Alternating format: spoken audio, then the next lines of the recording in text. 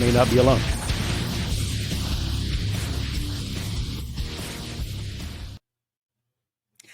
This episode is brought to you by some amazing people. Mecca Mickey, Jason Finch, Timoth Man, Sir Brian Bowden, Jay Grove, Intergalactic Wrangler, Kelly Lewis, Patrick O'Leary, Multifaceted Jules, Shelley Montgomery, Aaron's Energy 313, Eric Booth, The Diz Loki, Nathan from the Quantum Show, Gary T, T-Bone, Richard Harrison, Eddie Tab, Diane Boss, and Jeanette Angel. And a special thank you to all of our subscribers on YouTube, on Spotify, and on Rumble. If you wish to support the podcast, you can hit the join button below to become an Eyes to That Sky member. Or if you want to join our Patreon or provide other support, the links are below in the show description. But now, on with the show.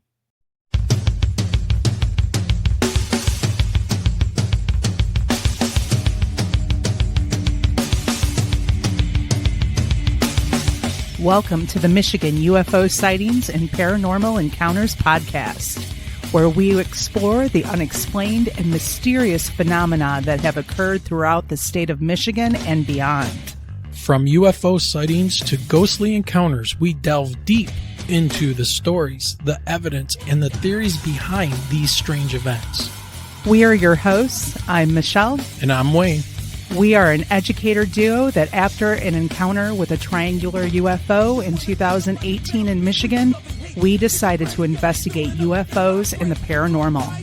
In this podcast, we will be speaking with eyewitnesses, experts, and researchers to uncover the truth about some of the most intriguing cases of paranormal activity in and around Michigan. Our goal is not to convince anyone of the existence of these phenomena, but rather to provide a platform for discussion and exploration. So, buckle up and join us on this journey down the paranormal rabbit hole. On an escalator.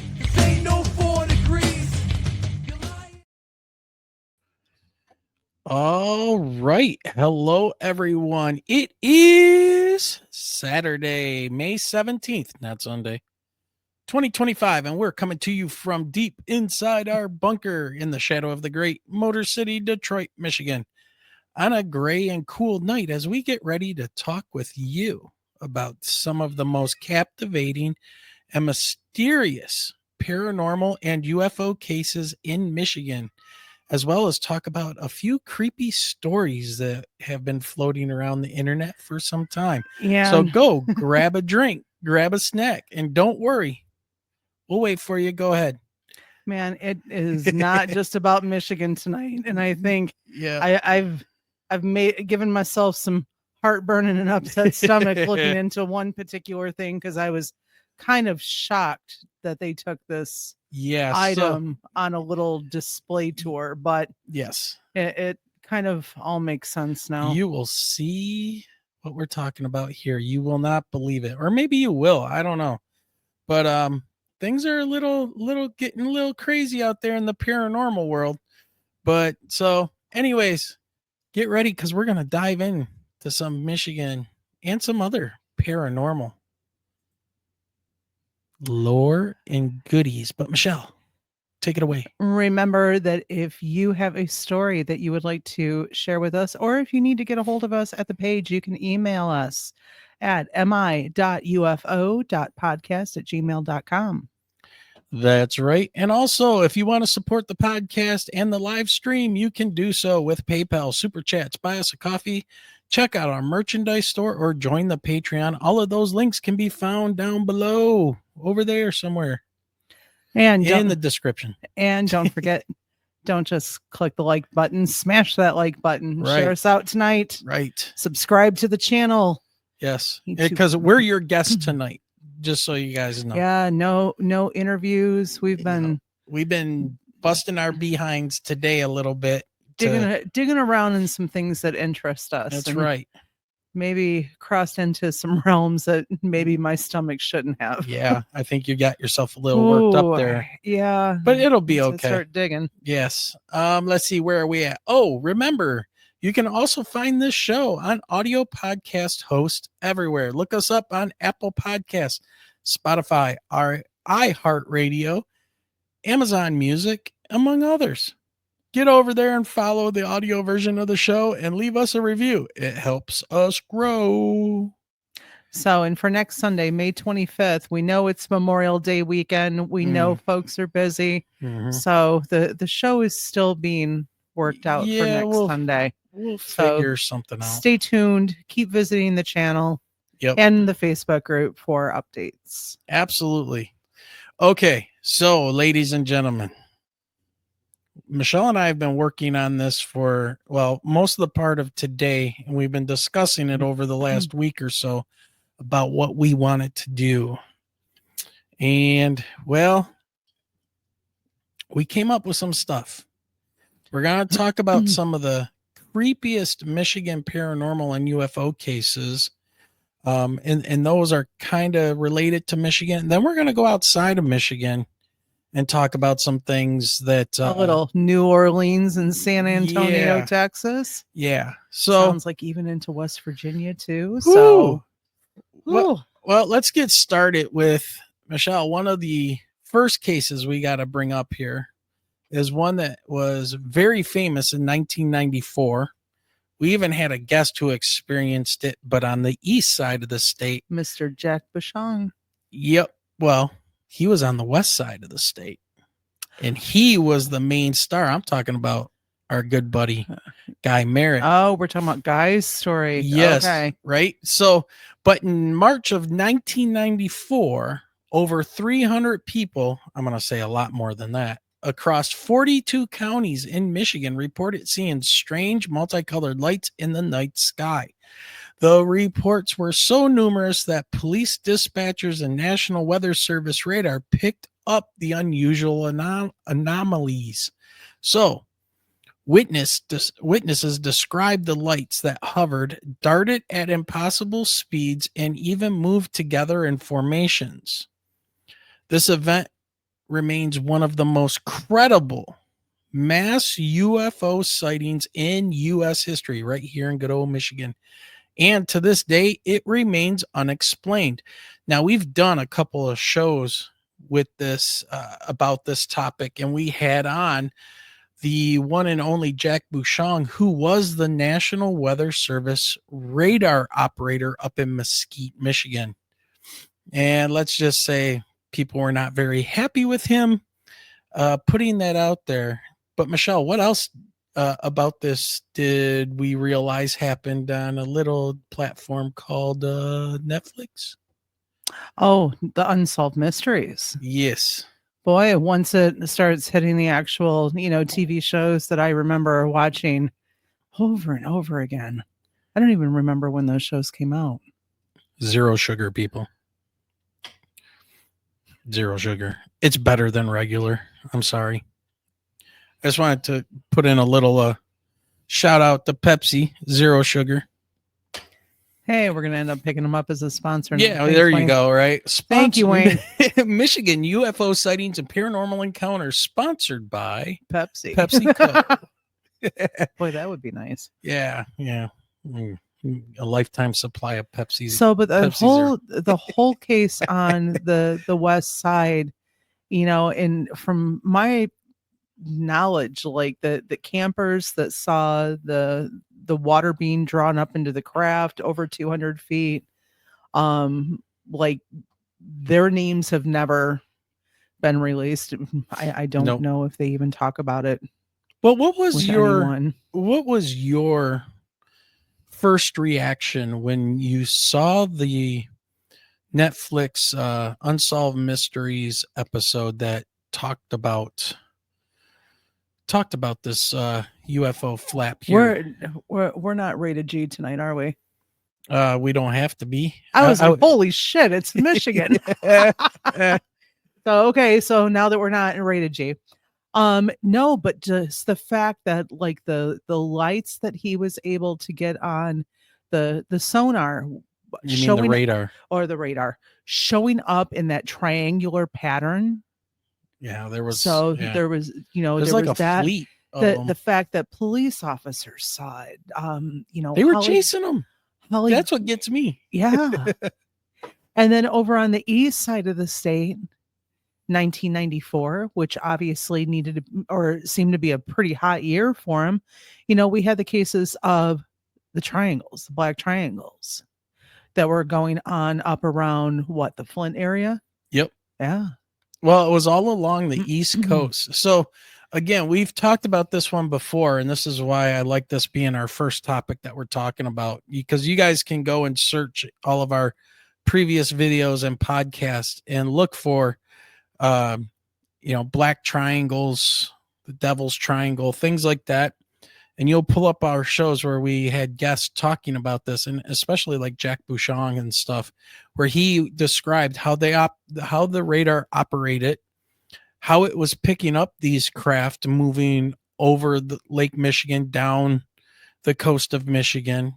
And then the police, and that's the thing that got me, was that in that episode, they interviewed the former sheriff of that area, and they have the tapes of them talking to Jack Bouchon in the radar station, and he's directing them where these things are going, and they're seeing them, and they're saying, yeah, we're seeing these weird lights and everything.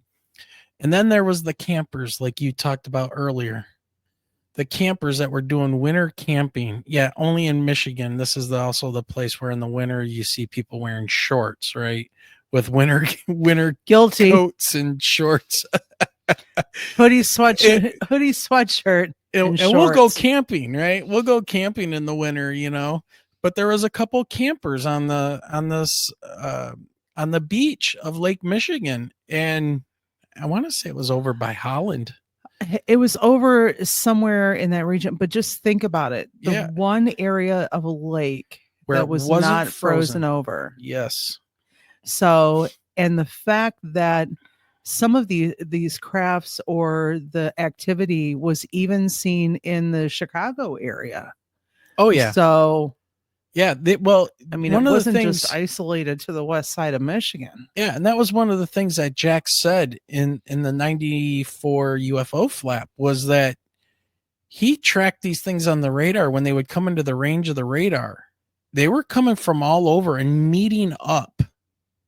That's the thing. Like, that's really bizarre. Like these craft, whatever they were, met up and then went stationary over the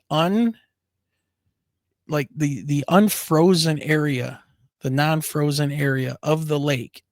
And then the camper saw them pull the craft, pulling water up into the craft.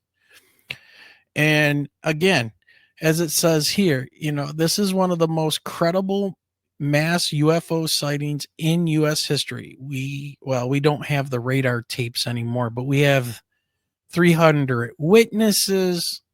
We have the sheriff who's still alive, who's done an interview and things. The 911 recordings. Oh yeah, all of that. So, yep. So one of the best stories.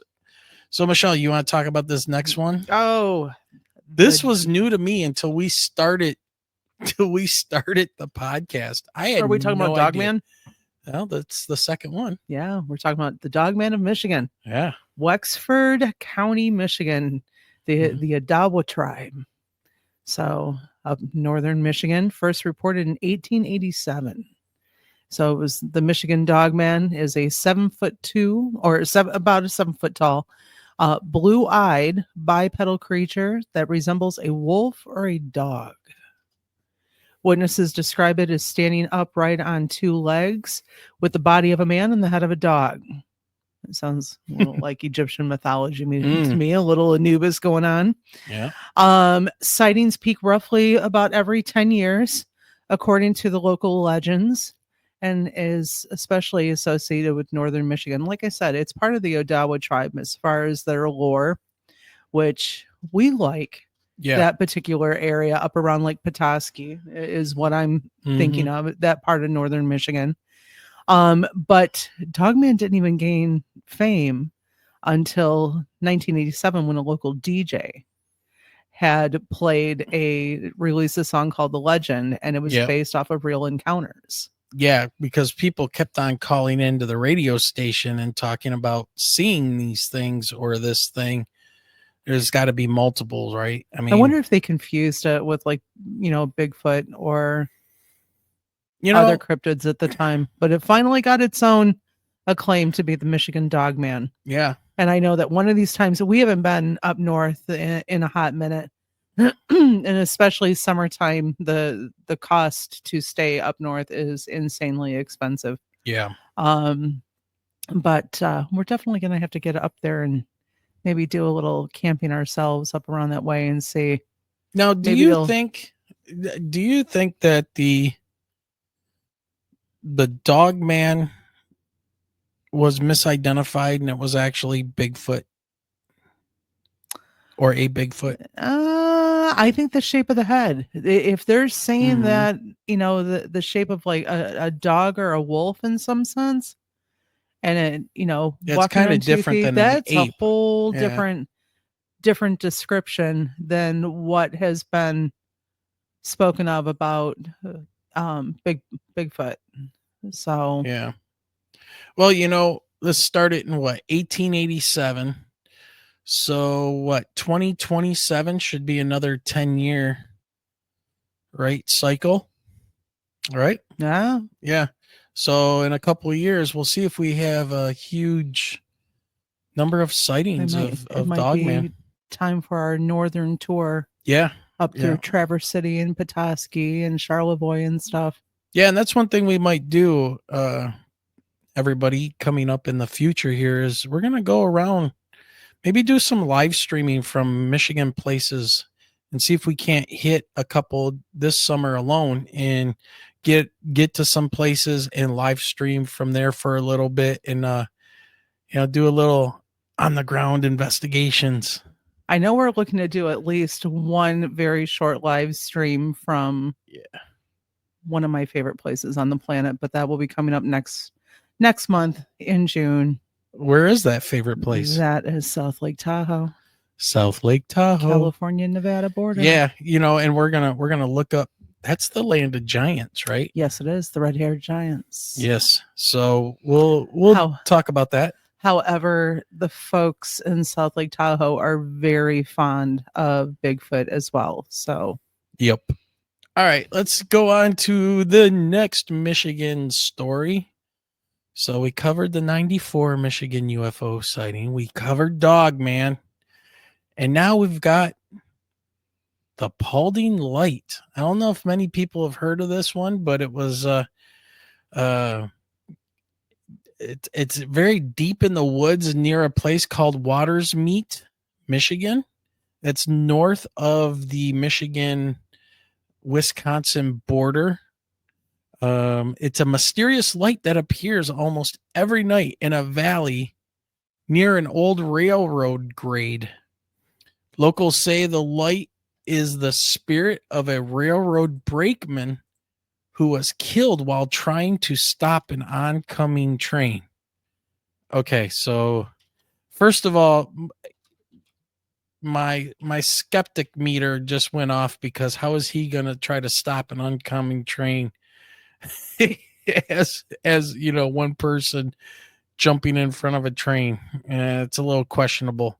The Paulding Light was even investigated on the Sci-Fi Channel's Fact or Faked Paranormal Files, and although skeptics have claimed it's distant car light or headlights, many visitors say they see the light move, change colors, and split apart, doing things headlights shouldn't do. Michelle, have you ever heard of the Paulding Light? No, I've heard so many different railroad like hauntings. The one that I knew of was one in Pennsylvania, and I just looked it up too. It was the Switchback Railroad Trail. That one I knew of, as far as like the light appearing in different ghost stories around that. But so many other states. I mean, if there's railroad tracks, it seems that there's some sort of ghostly tale.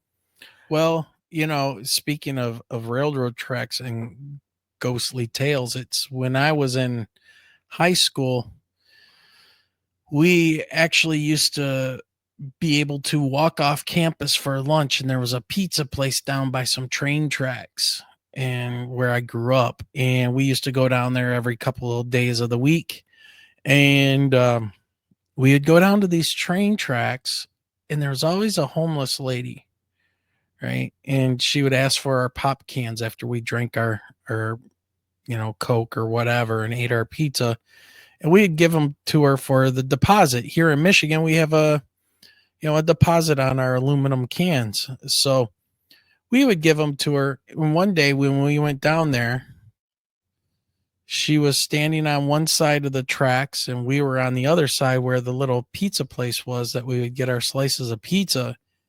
And she yells over at us and she's like, "Hey kids." And she waves. We kind of waved back.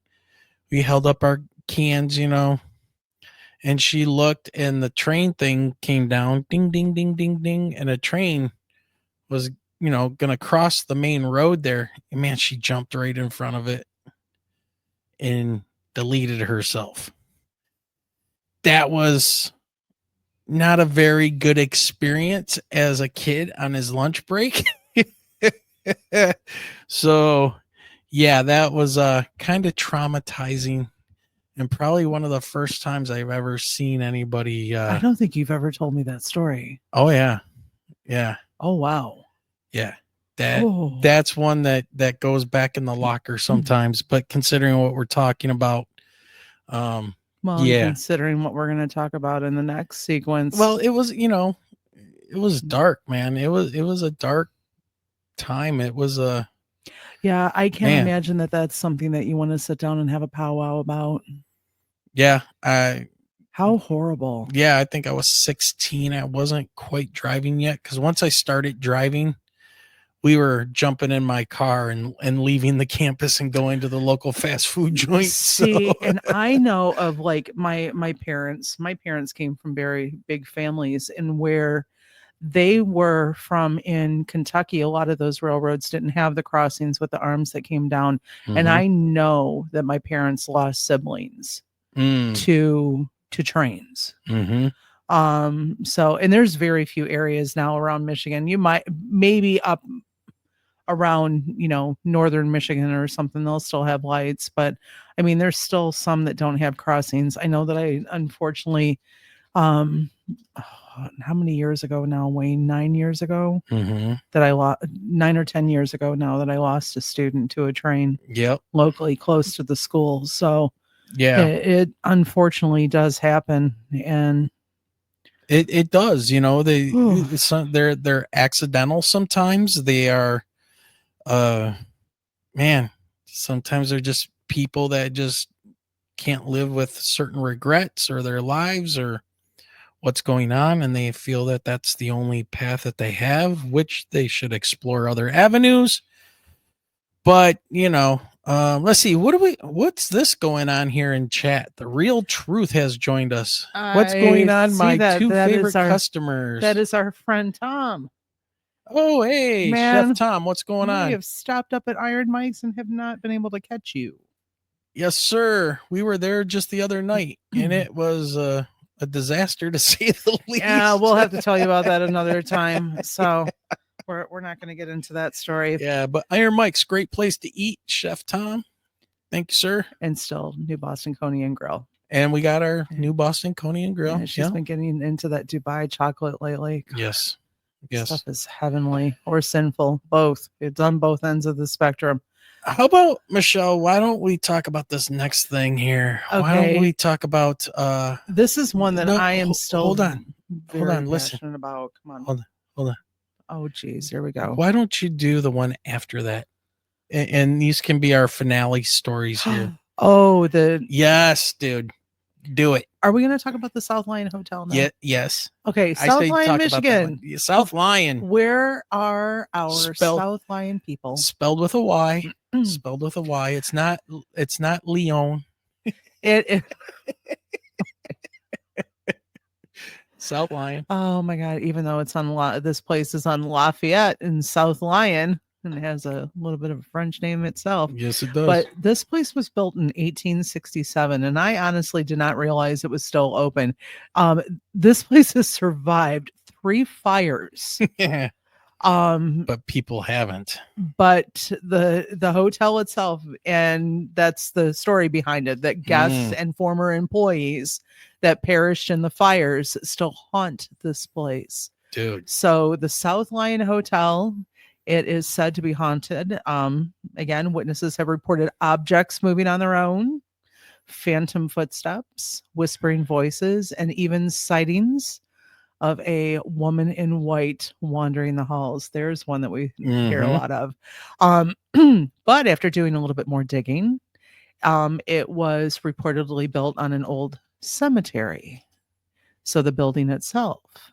But yeah, dude, what's up with all of this stuff, man? When you look into the description of the place, this one gets me. Yeah. So it is a relaxed two-floor American eatery in an iconic 1860s hotel. It morphs into a live music venue at night, located at 201 North Lafayette Street, South Lyon, Michigan. So I guess if like you and your significant other go for a party of 2, you might as well upgrade it to a party of 3. I'm sorry. Yes, you need to. You want to make sure you don't upset the local spirit people and put a place at your table for them. Yes. Yeah. I mean, we haven't been there yet, but I've got friends that live out in South Lyon. Yeah, so I'm like, we're going. I'll go. See, there used to be a place open not far from here that I absolutely love going to, Waltz Inn. So anyone from like the Huron Township, Waltz area, Carlton, down in this downriver area, we knew about Waltz Inn. It was, part of the, little railway there. It was, I don't want to call it like a railroad house or whatever, but something like that along the way. And they had a wonderful restaurant in there.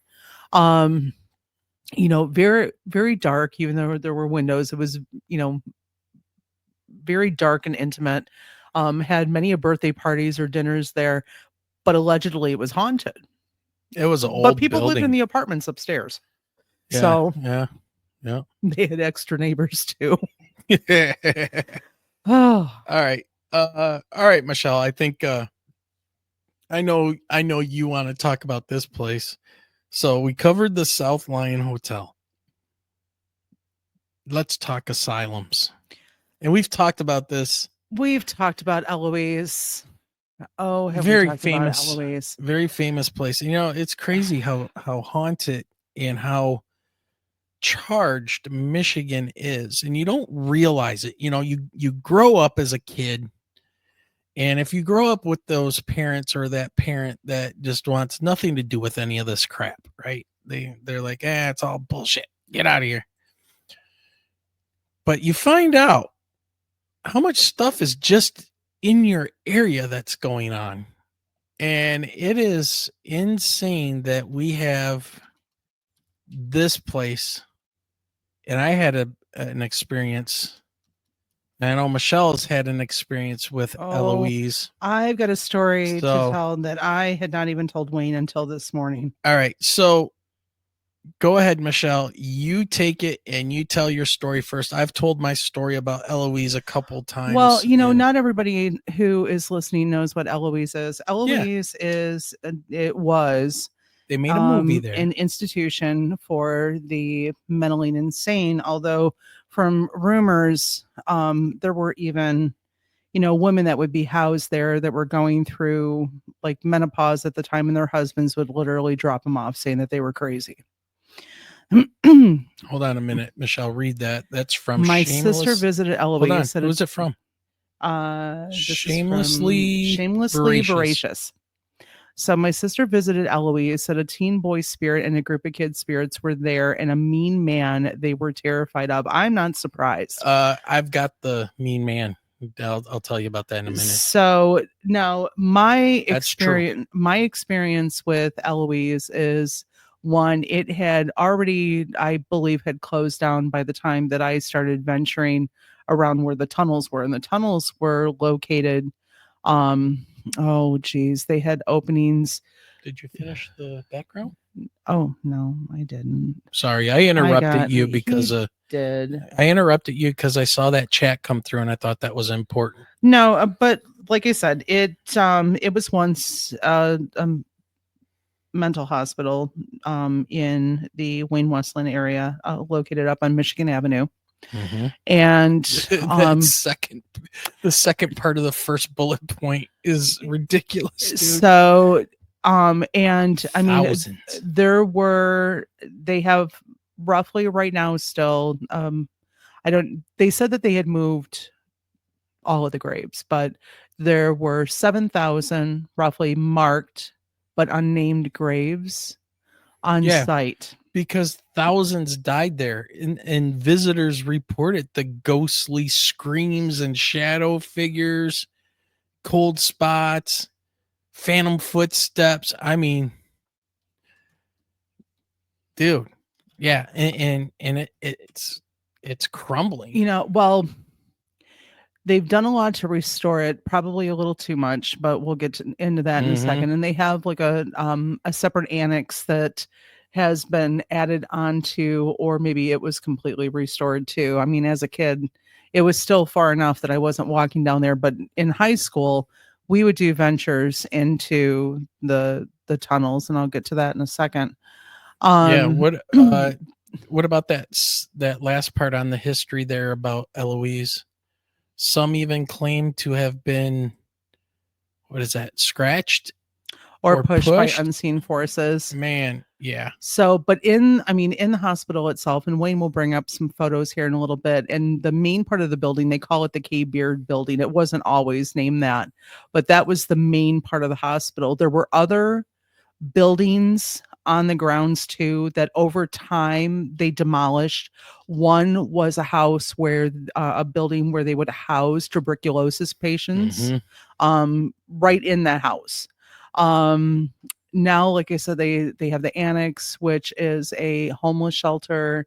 But so many things that they've been doing, like now they do haunting investigations, they do haunted houses, they do paranormal tours, they do concerts.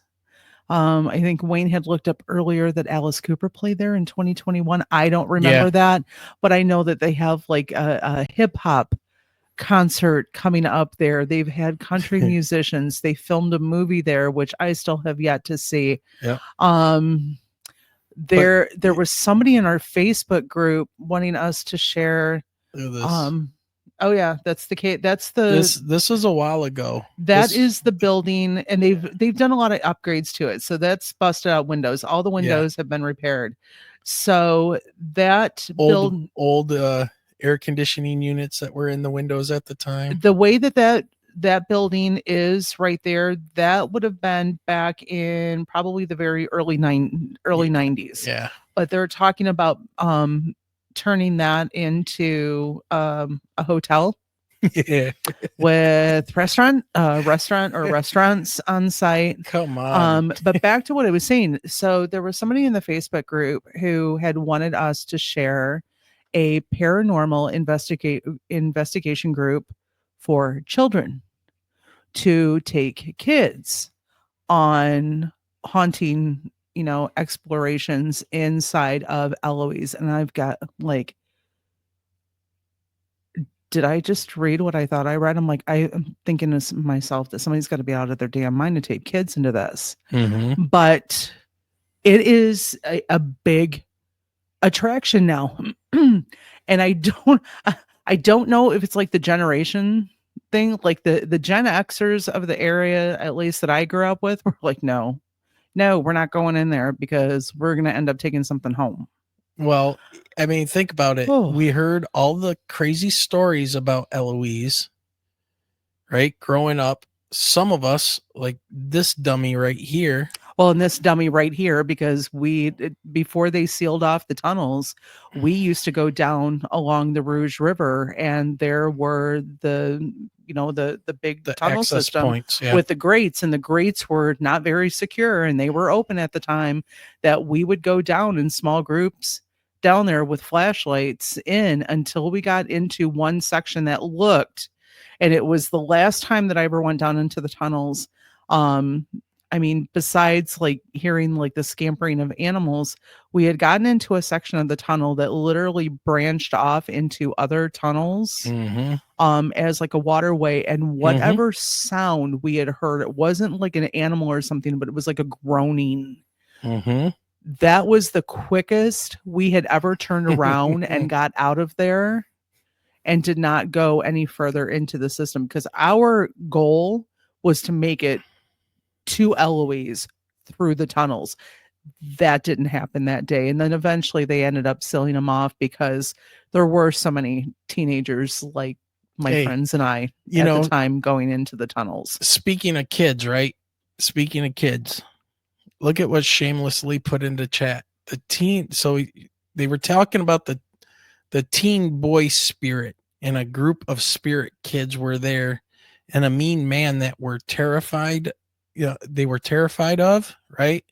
And it says here, the teen boy seemed to be protecting the children's spirits from the man and somehow alerted the visitors to leave the area. My sister has passed, so I can't get more details. Sorry to hear about the passing, but that I 100% believe that because of what I had seen with a bunch of friends of mine. Yeah. So you want to do a quick photo tour before you? Yeah, show a couple pictures, because not everyone has heard about Eloise. I mean, there were other mental institutions in the state of Michigan. Northville was a huge one. Yep. Northville has its own haunting stories. I'm pretty sure they demolished that one. I haven't been out that way in a while. Well, and just so anybody who's listening to this in the future on an audio podcast, get over to YouTube and check out the video so you can see these pictures. By the way, these pictures are from MLive that went in there and took pictures, and we're talking about it years ago. So probably right before the restoration. There's probably, I would say, a chair that was probably used for dentistry. I mean, the place had its own fire department. It had a police department. It had its own cemetery, like you were saying. I know that there was a hospital behind it. Yeah. And Shamelessly talked about the morgue. Speaking of which, there you go. If you snuck into the place or got a special tour from the owners of the property, this is how things were left. Yeah. Kind of creepy. There's an interesting room. I remember seeing rooms like that when we snuck in there, and some type of procedures, maybe doing what electroshock therapy. I know that I have I'm sure that's black mold. A student's, I don't know if it's the whole family. I know it's at least his mom that works there, and now it's like full costume and everything. I don't know. I just can't. To me, that is sacred ground.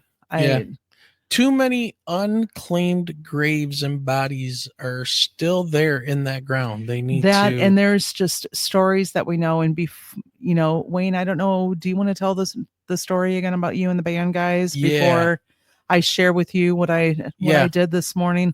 Yeah. So and there's a picture of I think that is where they would put the person that had passed away and then perform autopsies and stuff, or maybe it's some type of bath. God only knows. Well, I don't know if that's like a temperature gauge or some sort of pressure gauge, but probably temperature, I'm thinking, because that's a bath of some type, right? Maybe they'd lower people in there. I don't know. That looks, but all right, so blood on the end. Yeah. All right, so my story is, me and a bunch of my buddies that were in a band and girlfriends and things, we decided to get into this place. And like Michelle was saying, you could access it through many different ways. We accessed it through a hole in the fence that we knew about. And so go in there, and we're dodging security guards, mind you. There were security guards, but we run across the field into an access like a machine room type place, almost like a shed, but a brick shed, very large. We go in there, and that takes you down into the tunnel system where you could work on the heating and all that. When we're down there, and our dumbasses didn't think to bring flashlights or anything. We were just kind of going, following pipes. And then all of a sudden somebody said, well, we got lighters. So we're lighting lighters, right? I mean, this is the stupid thing that 24-year-olds do, in a band, acting like idiots. Will you put the doll away, please? Don't be bringing that doll up here. What's wrong with you? Anyways, creepy dolls. But we're down in the tunnel, and we're taking turns lighting the lighter and holding our arm out front. And in front, it looks like it's so black. It looks like there's a mist in the tunnels. And there could have been. I mean, sure, why not? But when we were moving forward in the mist, we could make out a shadowy figure of some type of it looked like a large man, and probably 6 foot something.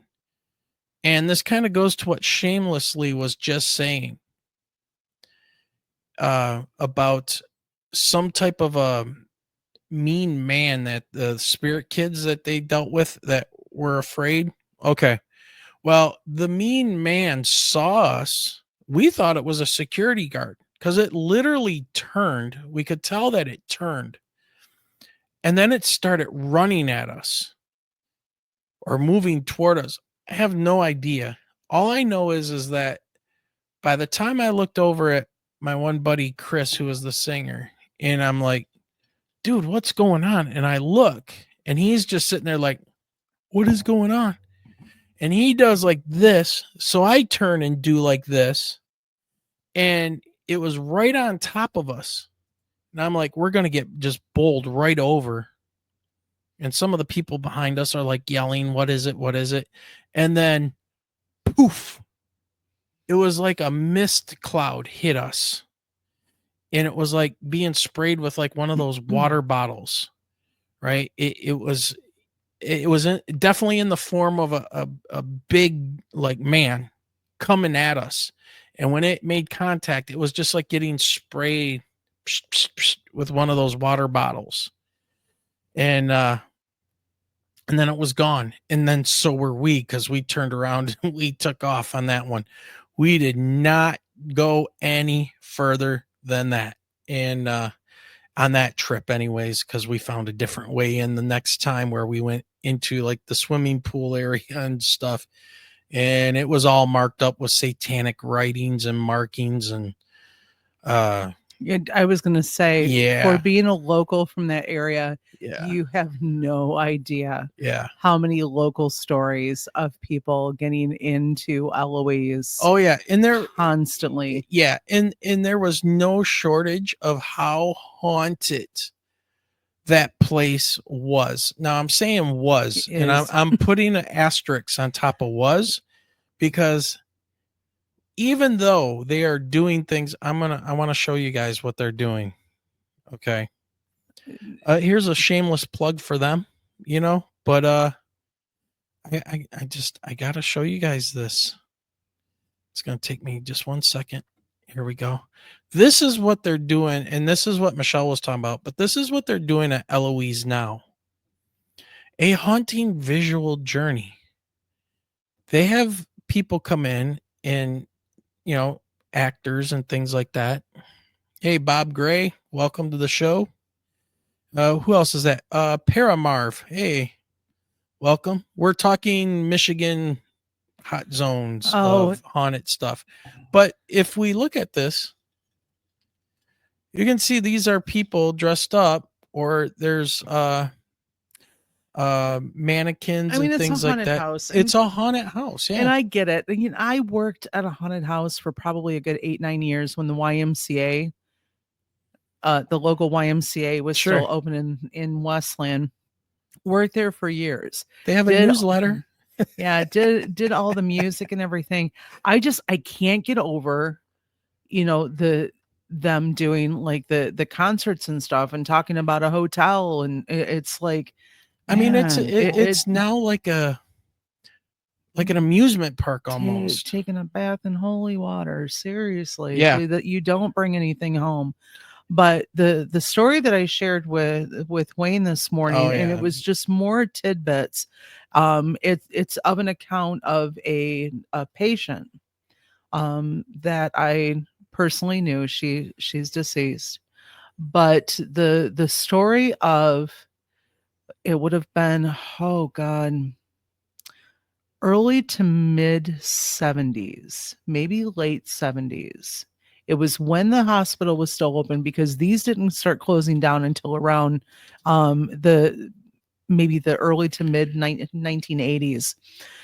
Right. Well, Right. Even though most of them were being shut down because it was during Kennedy, right, that started deinstitutionalizing. check and see for me when Yeah. exactly Eloise stopped taking patients, because for this lady at the time, and we're going to call her Lily.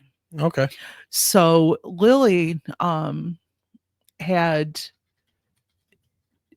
somehow, either maybe it was, you know, menopause and hormonal changes at the time, maybe it was that she had a mental illness, but it had been recorded by the local police that she had chased her husband down a major road near their house with a machete. Well, instead of going to jail at the time, she was taken to Eloise. Now, prior to that, in her house, she had a collection, a small collection of dolls, because her grandkids would, often visit and talk about the stories of her dolls. But when she came out of Eloise, it seemed that she wasn't keeping the house as lit as she once did. Mm-hmm. She would keep her main source of entertainment was QVC and a police scanner. Back in the day, She, QVC. yep. So she kept one light on in the living room, but that wasn't the worst part of it. Mm. She had dolls everywhere, in their boxes, some out of their boxes, much bigger than this little girl here, or this little porcelain doll.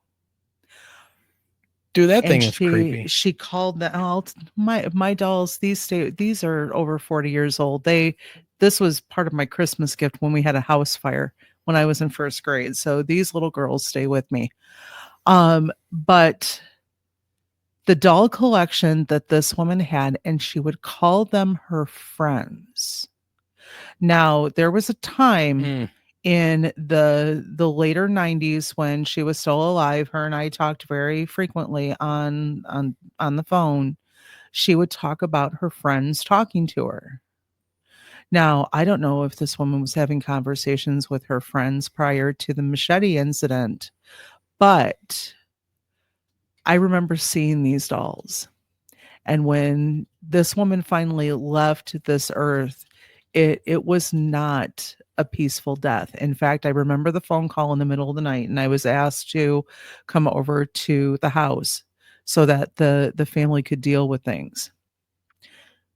And her body was so contorted, Mm. but facing where her dolls were.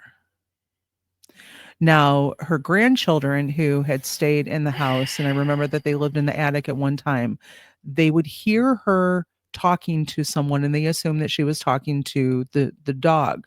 But the conversations were quite extensive, to where after her death, it it was more of like a consensus that she was having conversations with these dolls, and that the dolls were her friends. Now, that time that she spent in Eloise, the question is, did she bring something back with her into that house? Is that what continued to make her go stir crazy, to keep the house very dimly lit, to exclude herself from the outside world? Because her husband ended up passing before she did. No, she did not finally get, the job done with the machete, but she had lived on past him for a short time. And like I said, that will be a site that is like burned in my memory of just what she looked like when she passed, what she was facing, and the sound, and just the talk of the conversations that she had in a room filled with porcelain dolls. Okay. You just made me think of something with that story.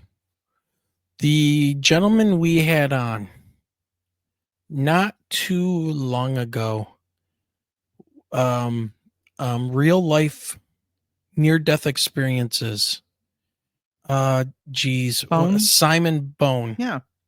Remember, he talked about when you're getting ready to go, people will start talking about seeing relatives.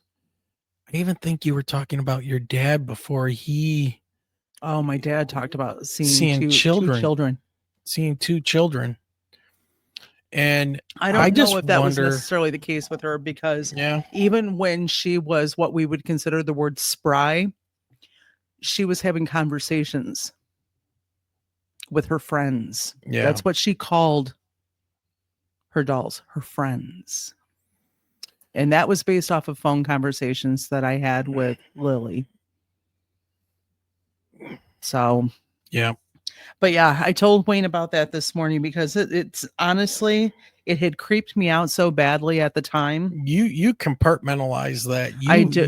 Put that away, because there's a lot of well, and there are things that you just compartmentalize, and that one was definitely one. And then, of course, I remind Wayne that I have a couple dolls in the house, and he's like instantly gets creeped out. But I was the victim of a house fire when I was about 6 years old, and everything was completely destroyed on the main 2 levels of the house. So my mother and I lived in the basement for many months while they restored the upstairs of the house. And of course, the fire happened right before Christmas. Yep. So those 2 dolls were one of the Christmas gifts that actually made it through. So they're positive energy. The fire. So they're positive energy for me, and those dolls stay with me. But are you talking any more UFOs, or are we going? Oh yeah.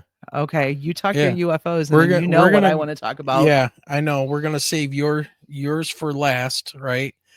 But I'm gonna do the second to last. It's my favorite UFO, Michigan UFO encounter, I guess you could say. But first, besides our own, it was the first incident. Yeah, but first, let's address this right here. Bigfoot Michigan Rob is in the house. Shout out to Bigfoot Michigan Rob. He's a local, kind of close to us, and does a great show. Make sure you guys go and check out his channel, talking cryptids and all things in Michigan and beyond as well. He says Eloise is fascinating. I remember the tunnels way before they remodel currently. Absolutely, man. And my friend has some strange photos, he says. You know what's funny, though? I bet you probably at one point in time, BMR and I ran into each other as kids, because that was like the main thing that a bunch of us from that area would get into. Yeah. All right. Should I go on now to my favorite UFO thing in Michigan besides ours? I was going to say, and the 94 thing. Ours started it for us, but this one was definitely of peak interest and where I would say our investigations led to. Yeah. So full disclosure, right? Before 2018, when we had our black triangular encounter of driving under one at 275 and Ford Road, and you guys can check out all those shows. In our very first episode, episode 0, we tell the story. It's not the best, but yeah. Anyways, I knew nothing. I mean, I've lived in Michigan for the better part of my whole life. And I'm going to be 50. I'm going to be 55 this year. Oh my God. Anyways, never heard of this story until after we had seen our UFO thing. And we didn't start the podcast till about 3 years after we saw our UFO and had our UFO encounter, or our triangle TR3B. Okay, I'll fight you for it. But whatever, it's not a TR3B. Anyways, but we're watching a show on UFOs, which we never did before. And just a quick blurb on this documentary we were watching talks about the 1966 Dexter Ann Arbor UFO encounter. Of course, we get excited because it's close. Yeah. Ann Arbor's not far. No. 30 miles, maybe, to the west, if that. And we're sitting here thinking, man, what do you mean UFO encounter in Michigan in 1966? Why are they talking about it now? What is going on? We literally know nothing. Well, knew nothing about any UFOs or anything like that in Michigan. Like, you know, Michelle is a teacher with a master's degree, middle school ELA. And, you know, I teach science in high school level. My level of sci-fi was movies. Yeah, I mean, honestly, pop culture crap, but nothing real. And then we find out about this. So I did some digging and I put some notes together, and I just want to recap for everybody and see the weird twist that this thing takes.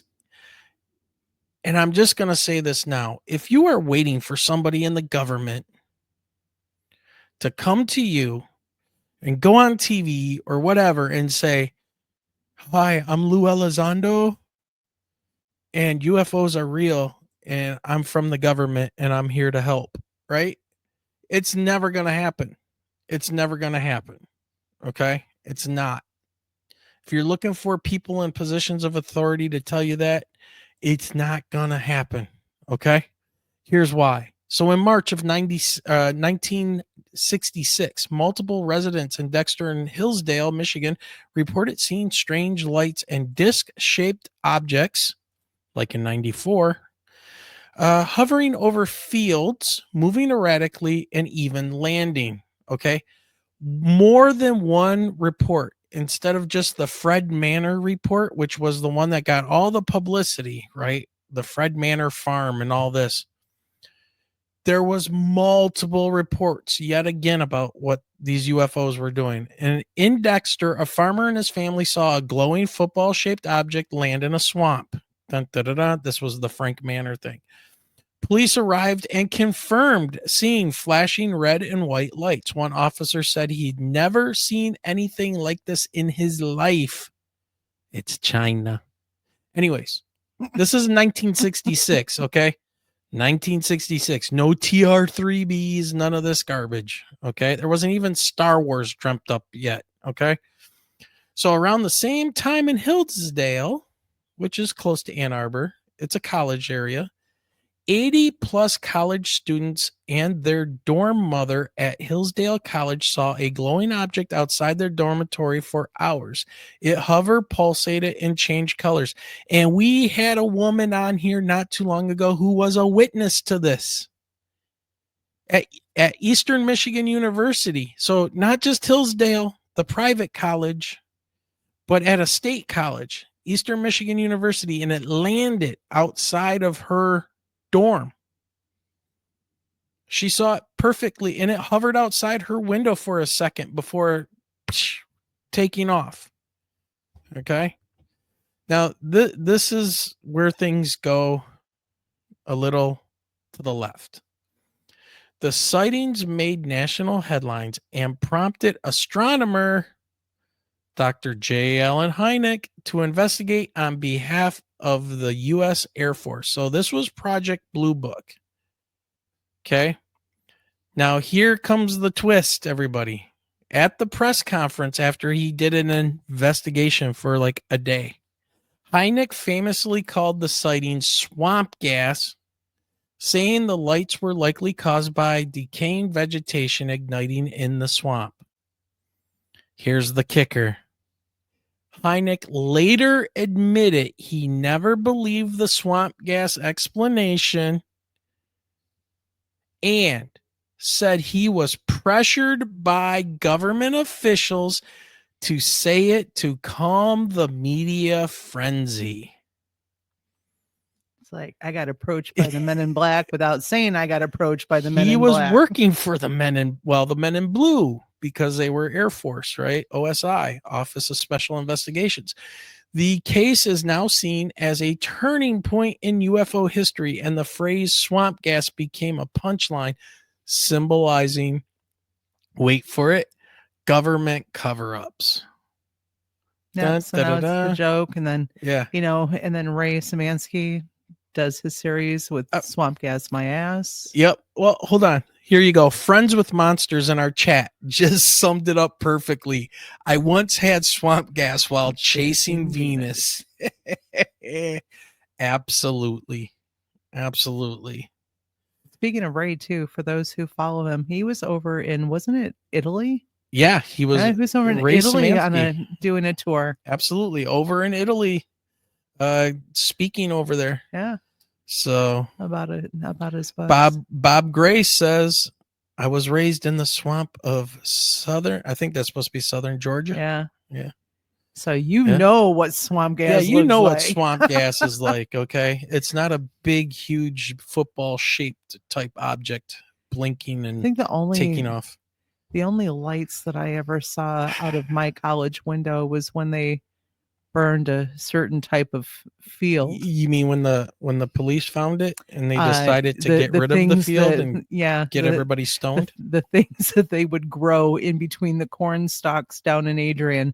Yeah, there's somebody in chat from Adrian, by the way. Yeah, nothing like, and that was back before, everything was, or before it was voted in recreational. I mean, a long time ago. Yes, shout out to Adrian, Michigan, and Siena Heights College, right? Some of my old stomping grounds. Yes. For a couple years. The 1966 Dexter Ann Arbor UFO encounter that we had seen on a documentary really kind of lit a fire under my butt to really start digging into this. And we learned about Ray Szymanski and his books. And like Michelle said, Swamp Gas My Ass, which was like the third book in his series of books there, where he's an engineer, an electrical engineer that worked at Wright Patterson. Hello. For many, many years, retired from there and investigating all of this 1966. So, and I saw somebody, I think it was Bob, says we need evidence. I agree, but I don't think we're going to get the evidence that we're used to getting. I think right now, all we're going to have in the way of evidence is stories right now and personal experiences. I think that's all we're going to be able to get, because it seems like that these encounters and stuff change based on the people that see them. It's in an inexact science right now. So, but yeah. And then I see Paramarv says, if you haven't had Ray on, I hope you do sometime. I went to a talk he had in Hillsdale Library in 2022. We've had him on multiple times. I'm sitting here, messaging back. Yeah. We've had Ray on a few times in all the previous shows with Ray. Yep. Just search Raymond in the YouTube search window. Had the chance to go see one of his sessions at a library in Taylor, Michigan, and then had a chance to go to dinner afterwards with Ray. Yep. So great stories. Yes. Boy, some stories that I wish we could share, but That's for maybe down the road. That's down the road. Yep. Go back through. Yes, exactly. So he says, he's I'll fun to go listen back to. through. Yeah. Love listening to Ray. Absolutely. We even get into some of the cover-ups and things, and we kind of think we figured out, well, Ray did, but I agree with him that one of the things that most people don't know is that southeastern Michigan, because of the tank plants and the Cold War and Vietnam and all that, was a high, what do I want to say, like a high manufacturing zone for military craft and tanks and things. And guess what surrounded most of southeast Michigan? Nike missile bases. Mm-hmm. Those were nukes. And we had nukes at Selfridge Air National Guard base over there on the east side in the Mount Clemens area. That's where I grew up. Man, yeah, just insane. And Bigfoot Rob says that he thought that the 1994 Michigan UFO account had good evidence. It did. But unfortunately, those radar tapes were either, according to Jack Bouchon, I think they were just erased because they just recorded over old radar tapes. So the radar tapes were destroyed or whatever. It's kind of like how the, what we did to VHS tapes back in the day. Yeah, exactly. You're exactly right. And what does survive to this day are a couple things. So one thing that survives is the 911 tapes that people have recorded. Those are still out there from that time period when it actually happened. So that's out there. And for 1966, Ray had videoed and recorded the flight lead of two, what were they, F-86s that were dispatched from Selfridge Air National Guard base. And it was Colonel Carroll and his wingman in 1966 that went and intercepted, unsuccessfully, but intercepted one of the flying discs. And before he passed away, he recorded a video of him giving his testimony about what happened. And he wanted to come forward with it and tell everybody his story about how the craft moved at 90-degree angles. It was a disc. And again, you'll see that if you go back through our old episodes with Ray Szymanski, you will see we do play that video for everybody, and we broke that on our channel. Yeah, so go check that stuff out. It's really really cool and interesting, and we're not alone. Michelle, Well, I think it's that time. Well, not yet. I know. Not No, yet it's for the time reason. for a tour, I think. Well, there was a question in chat about, Okay. as far as in our opinion, what are the most haunted cemeteries at night in Michigan? Oh, There are, I was going to say that there were two for me, but I'm thinking of three. Two of them are in my own hometown. So because of just as far as, I don't want to say vibes. What are they? But like the viewing of orbs. One is actually near my old high school. There is a cemetery on Glenwood that's called, Glenwood Cemetery. There's another very small cemetery up near the movie theater, State Wayne in Wayne. But the other one for me was the one where I believe that the sisters of Siena Heights were buried. It's a bigger cemetery that is on Siena Heights Drive in Adrian, Michigan. That was one where we would go on, what do I want to say, haunted walks. Okay. Sometimes at midnight, 1:00, because we had those key cards. We could swipe ourselves in Sure. wherever. And what are college students going to do, especially at a Catholic college at the time? Yeah. We're going to go out, we're going to go for walks. Yep. We're going to try to scare the crap out of each other. Okay. Yeah, So, that's true. I potentially say We that did any that. cemetery in Michigan could be haunted. Yeah, for me, I'm not really sure because I haven't messed around in cemeteries a lot. There was one in my hometown of Mount Clemens that was old as hell. And I mean, some of the tombstones or headstones you couldn't read. They were so weathered. That place was creepy. We did our very first band when I was in high school. We did a photo shoot in there, and we didn't stay very long.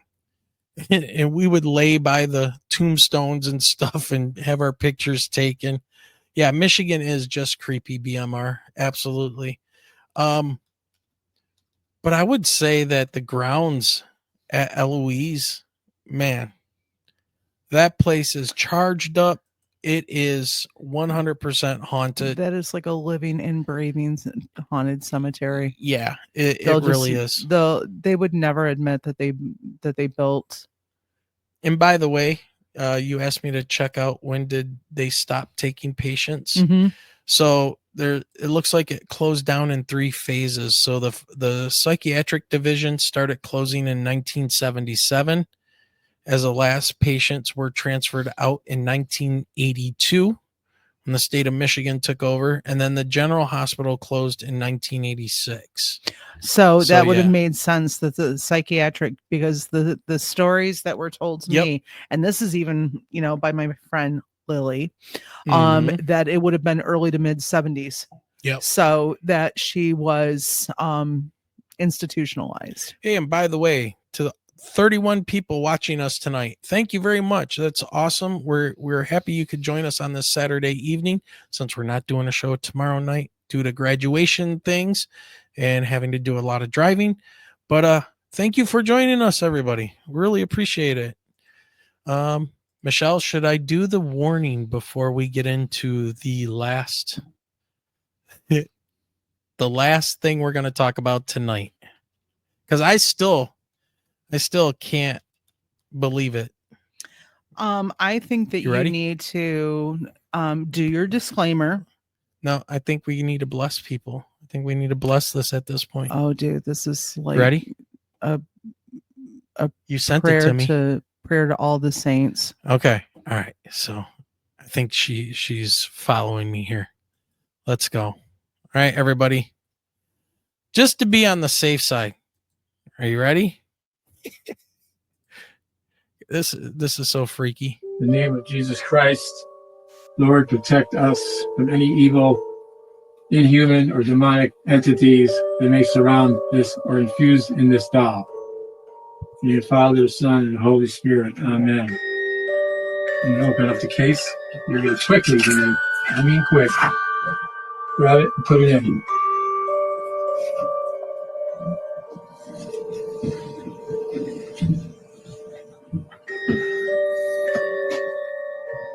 And just close it up fast. Guys, I have that doll. No, you don't. Yes, I do. No, you don't. Position. It's all right. In the name of the Father, Son, and Holy Ghost. So, all right. So this is weird. This is where this rabbit hole went. When I first saw this video on TikTok or whatever, I instantly was calling bullshit. I'm like, there is no way that they took that doll out of the Warren Estates, in Monroe, Connecticut, and took that doll on a tour into New Orleans and then San Antonio. And then I start doing digging. And this is where my stomach has been just upset for the last few hours as I continue to dig into it. She has been physically ill looking up the information. So the doll had also made its way into West Virginia. That one doesn't necessarily get mentioned too much. But for May 13th and 14th, they took the Annabelle doll into, what was it? It was the Ghost City Tours in New Orleans. The Ghost City Tours? Ghost City Tours. No, I'm good. Thank you. Now, it has been said that even Lorraine Warren would take artifacts and allegedly took Annabelle out to make it more, well, educate about the occult. And the warnings of the occult is Oh. why, certain artifacts would be taken out. But along with the Annabelle doll on this most recent event today, that doll was at the Victoria's Black Swan Inn in San Antonio, Texas, and it has led with kind of mixed reviews. It's a mixed bag whether or not how people felt with this cursed doll being in the area. And had a very small museum set up with the original Annabelle doll, not the one from the movie, because of course everybody asks, well, why didn't you have one that looked like the original? Well, it's a copyright thing. You put Raggedy Ann in front of a camera, it does not look as intimidating as the porcelain one that they put together, because that same Raggedy Ann doll, I am able to scare the mess out of my students every October on Halloween because I have that doll. Now mine doesn't have a bracelet on like the original Annabelle doll, but for those who do not know the history of the Raggedy Ann doll, Wayne, I want you to click on that link for the New Haven Register, because you've got to see the pictures here of Lorraine Warren holding the original Annabelle or Raggedy Ann. Oh, hold on. And there are so many from my generation that probably still have this doll. Mine. All right. So shout out to them, right? I keep in my classroom. Shout out to the New Haven Register. Let's see. Now, unfortunately, it's going to have ads popping up in it and stuff. So there you go. The real Annabelle story shared by Lorraine Warren at Milford's. What is that? Laurelton. Yeah. So, and she did. And Lorraine Warren, when she was alive, she would actually, take the doll out to, again, educate about the occult. It just, again, to me, it's like it being, put on a show at these different events, and the charging of money. It like brings up that Eloise Asylum feel for me all over again. It's like, educate on the occult, but don't charge money for it. I don't know. This one definitely got me because I know it's at a Psychic and Spirit Fest 2025, and today it looks like was the main event before they headed back to Monroe, Connecticut. Well, can you do me a favor? Oh, I'm going to go through the story because I'm not super familiar with it, other than I know there's that movie. When The Conjuring came out and the doll, the Annabelle doll was introduced, and I had found out that originally it was a Raggedy Ann doll, I was automatically interested in the story because I too had the same looking doll of the time. So let's see.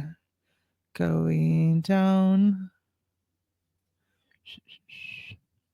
By the way, everybody, we have a target of 5 super chats. If you want to see us do a live stream from a different location, maybe a haunted location for a little bit, if you hit that target, we'll do it. Okay. So again, shameless super chats plug, right? As we're nearing the end of our show, I don't know. I'm like, and honestly, I'm going to be honest with you. I hate the paranormal stuff. I hate this creepy stuff. I'm the one who is intrigued by it, especially like haunted objects, like not just, the Raggedy Ann doll, but what is it? That Robert the Doll. I remember watching like it wasn't a series, it was some sort of special about that Robert the Doll. It's the one that looks like it has like an extremely sewn face, has a little dog with it, is in a glass case, and it was owned by a little boy, Gene Otto, from what I can remember. And I remember, what was it? Like, in order to even take a picture of the doll, like you had to ask the doll for yes. permission. Or you'd get cursed. Or you would right? instantly get cursed. I'm like, that sort of stuff. However, I will never mess with the clown doll from the movie Poltergeist. Forget that. That thing drags people under beds. But the true story of the Annabelle doll, as recounted by Ed and Lorraine Warren, centers around a Raggedy Ann doll gifted to a 28-year-old nurse named Donna in 1971. Okay. Donna and her roommate Angie began experiencing strange phenomena, including the doll moving on its own and leaving notes. They eventually sought help from a medium who claimed the doll was possessed by the spirit of a little girl named Annabelle Higgins. However, the Warrens concluded the doll was not possessed by the spirit, but actually was being manipulated by a demonic entity. That is when they took possession of the doll, believing it was a step towards possessing a human. So it was going to jump from the doll into a human. Ugh. I mean, these are the kind of stories that go all the way back through antiquity, though, right? I mean, look at Nathaniel Gillis coming on here and talking about the golems and the carving of sigils and putting them in people's bodies, you know. There are so many things out there. I know, what is it? There is a vase that, like, its owner, like, it takes the owner's life. I can't remember the name of that one. I don't know, but so many objects. I need to sometimes stay away from the internet is what I need to stay away from. Yeah. I have friends with monsters. Everything is demons. Everything is demons. I'm telling you, it sure felt like it today as I was continuing to read more and more, because again, I was seeing these videos on TikTok and stuff. They were showing up in my Facebook feeds. They just looked campy. I'm like, are they really sitting there with gloves on and a squeezy bottle of holy water? Or, you know, what was it? At one of the festivals, I think it was the one in San Antonio at the museum, that what was it? There was a lady who had shown up with her haunted doll so that her haunted doll could have a conversation with Annabelle. And then she had like her little device there to see if they were actually, you know, like any sort of charge or energy was coming out of the two of them at the same time. But that it was a quiet day for Annabelle, because Annabelle had been like blessed and prayed over. I'm like, I'm done. I just can't. I got to stay off the internet. Well, tonight. And you have certain like emotional, physical reactions to this stuff. This one, I'm telling you, it's like my little dolls here. If she were to twist her head and look at me, she's not staying in this house. If I'm holding my Raggedy Ann in front of my kids and that thing smacks my hand while I'm holding it, I'm not keeping that doll anymore in my classroom. So, and I mean, when I say that I was a previous doll collector, I used to scare the mess out of one of my cousin Kevin, man. I used to have porcelain dolls like hanging on my wall in my bedroom. They didn't bother me. But I also wasn't watching movies at the time with, right, you know, that dolls that moved and everything. Great. Nordland 2 says the Dybbuk box is being sold on eBay. Oh my God. Oh no. Oh, I just the wasn't that the box that something with possessions?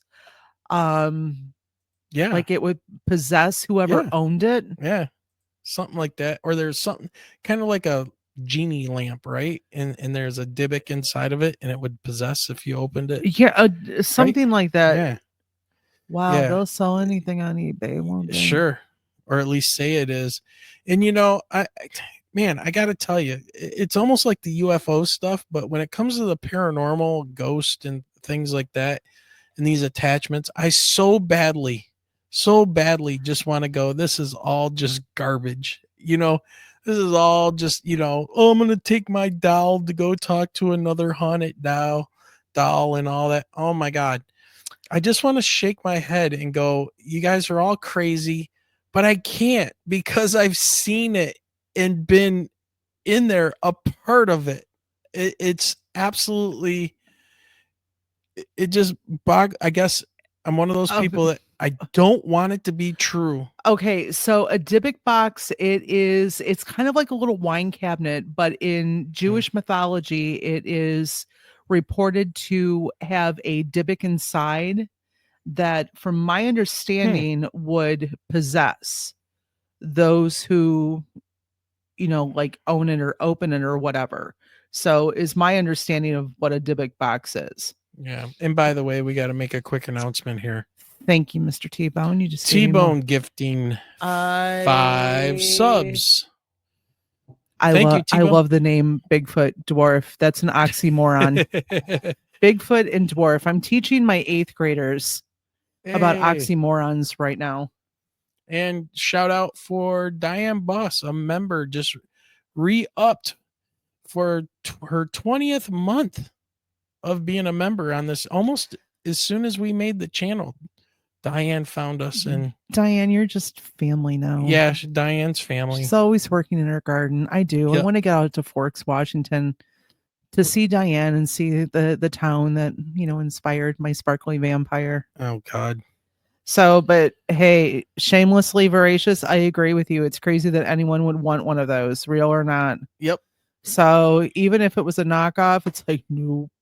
Well, see, and look, shamelessly just nailed it, right? Whether it's real or not, okay? Why go there? Why go there? I've seen too many things that are not supposed to be real that are real. And I just, it's even like my favorite music, right? Like heavy metal music, even still to this day, I love listening to it and keeps me young and, and clean shaven, at least my head. But because I'm the shiny bald guy, right? But here's the thing, though. When I see some of these bands, and they're most of them are from like the Nordic region, there's been a couple really evil type of American bands out there. But most of these guys that come out from the death metal scene, black metal stuff, I mean,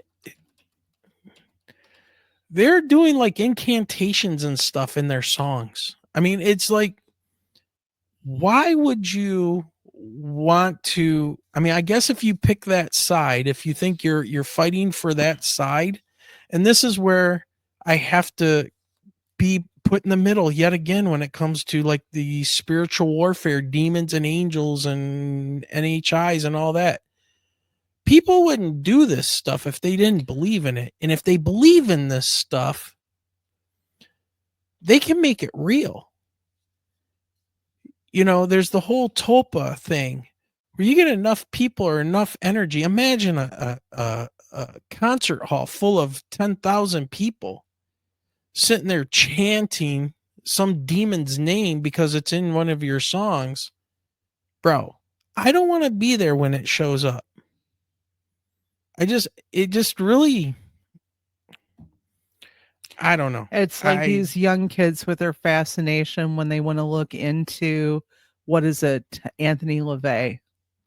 And oh yeah, there you go. Right there, we go. The 60s hippie turned, Satanist for clicks and likes, right? Yeah, come on, talk about the dopamine hits. So what? Even his neighbors didn't like him. Here, look at me. I'm a bald man walking down the street wearing all black. Yay. Right. I'm goth before goth came out. Yeah. So, and we all know one of those teenagers that got into that junk. I think everybody does at some point, especially girls, right? Girls have the power. Good old LaVey. Yeah. Girls have at times in their lives that they have they're seeking power. Right. They don't want to feel powerless. Everybody feels powerless, especially when they're teenagers and they're going through changes and stuff like that. And lo and behold, they They always seem to end up somewhere near the occult, and Start not messing where you with want to something go. that they don't know anything about. Yeah, Well, exactly. and here's the thing. Think about, us back when we were kids or whatever. There was always that, um, if you play the record backwards. Yep. Sure. Now they do it on purpose. Now they just do it on purpose. They don't care. What message are you getting if you play the record backwards? Well, look at, one of my favorite guys from the 80s and 90s. Which one? Started out Merciful Fate, King Diamond, King Diamond. and then branched off to his own thing, and he had the 3 circles on his forehead. Those weren't circles, those were 6s. 18 is actually 9. It was a cult, it was Kabbalah, it was numerology, it was Satanism, I mean, my God. Here he had all that, and yet he handed me a rose off the stage at Harpo's, so he was still a gentleman. Nice guy, nice enough guy. His name is like Kim something. His first name is Kim. I can't remember, but his character is King Diamond, the King of Diamonds. I mean, Alice Cooper back in the day, look at all these guys. Cooper. And what was it? Judas Priest that got busted for supposedly hiding satanic messages, it was backwards on the Painkiller album. I will never forget my mom knocking on my door because I was one of those Columbia House people. I had the cassette tapes, and then I moved to CDs, the 13 for a penny. Yeah. By the way, I probably still owe them.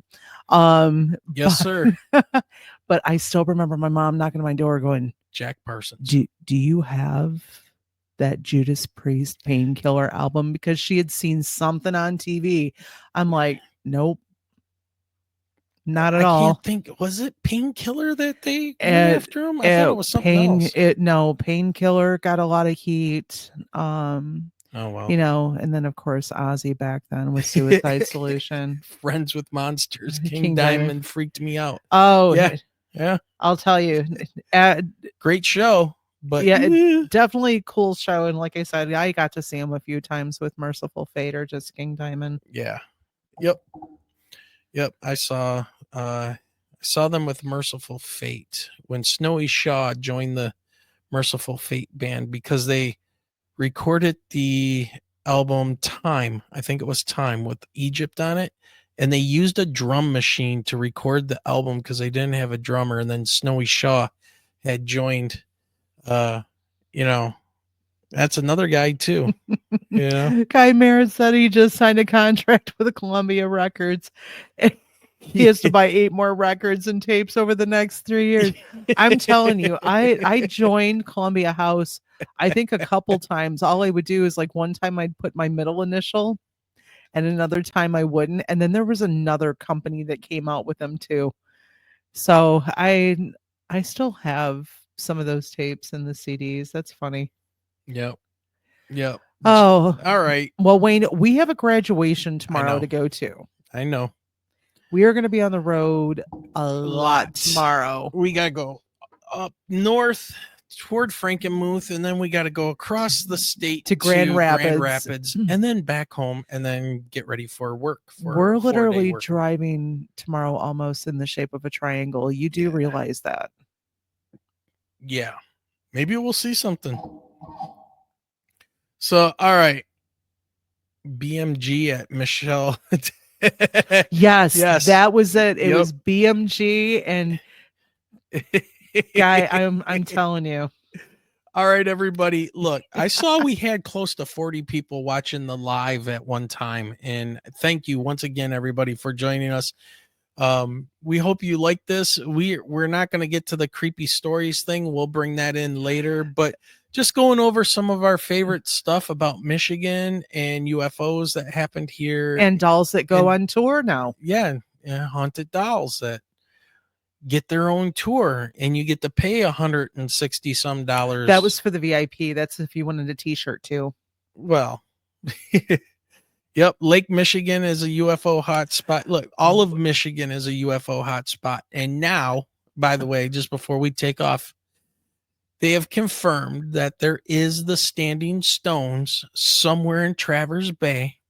it might be East Bay, about 120 feet underwater, that there are these standing ancient stones that were set up probably by indigenous people or somebody with knowledge of tracking star movements and planets and things.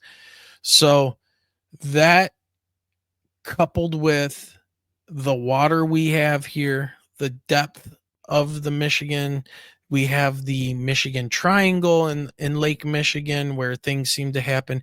And one of the things we're going to be doing, a couple things. Number one, we don't care what people say about the Michigan copper thing. We're going to look into that. At least I'm going to, being a geologist and earth science guy.